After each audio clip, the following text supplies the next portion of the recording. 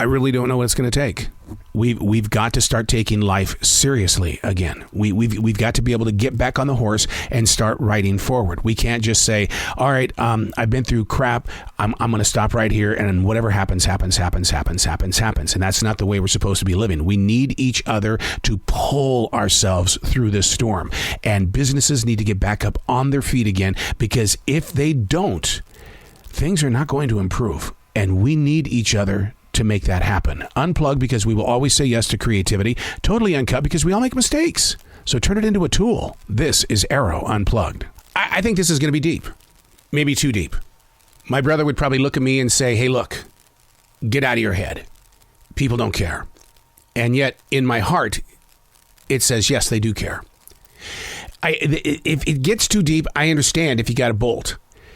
But there are a lot of things that are moving around us at all times, at speeds that we can't even see, and yet we feel it somewhere along the way. One of the things that really gets underneath my skin, and it sits there and it spoils the rest of me, is propaganda. And what I want to do is I want to talk about propaganda the way it was written this morning. It starts the page, and at the end of the page it says that propaganda isn't always about politics.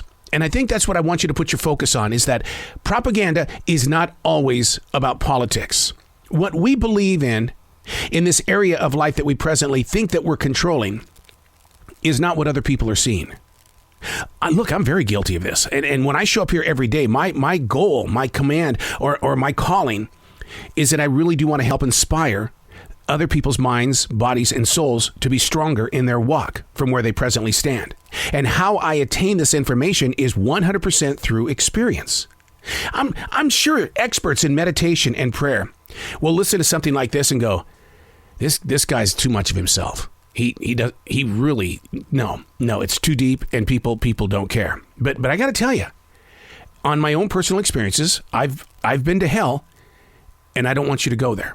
And that's the reason why I've dedicated my life to do this, to share these stories and ways to get into meditation deeper, how to turn off those voices, and how to look at your own personal life and say, you know what? I am mindfully present in my place of now. And this is how I'm going to grow forward. It takes a while to get there. And, I didn't have anybody to ever sit down to tell me that. It's like when I became a 3rd degree black belt in martial arts. Nobody told me that it would take me 12 years to get there. I just know that 12 years flew by pretty fast.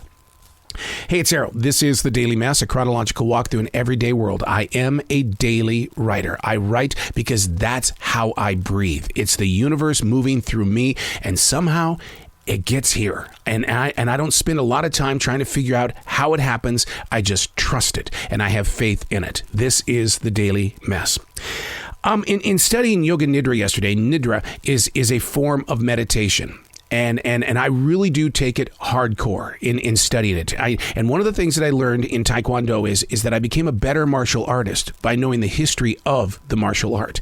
It's the same thing with Nidra, is the fact that I'm studying the entire history of it, and not just what somebody is saying, go do this. Well, I don't want to go do that. I want to understand what going to do that is all about and what the requirement is going to be. Primary intentions is my focus point today. Primary intentions, being mindfully present, grateful, and activated to bring peace to your present place of now. Knowing your inner ability. Now, there's a thing called a secondary intention, and it's fed by the negative energy that each and every one of us carry. It's fed by the things that knock us off balance. Those voices in your head when you try to meditate and or pray. The things that stand in the way and or poison the journey due to worry, fear, ego, or lack of ambition. Which is why many people have to remind themselves of what the primary intention is. What is your goal? What is your place? What is your vision? What is your intention? When I take my walk with Jazzy the Wonder Dog, my disaster artist dog, when I take my walk through the forest at 5, 6 o'clock in the morning, what I'm doing is that I'm talking to myself and to the universe. This is my intention today. This is my primary intention. Intention. And it really does open up your atmosphere as to what your focus is going to be. It's daily and it's hourly. I'm always on a decision path. Knowing your intentions repairs itself, which is why we have to be aware of the messages that are delivered by our own mind, body, and soul. It seems like a light that's turned on. Not a lighthearted conversation, but a light. Something that shoots off a ray. And through the multiple layers of division, you find yourself right in front of something that may have caused that division. But you don't struggle with it. You don't fight with it because your primary intention says, that's not my goal. That's not my place. That's not where I'm supposed to be in the universe.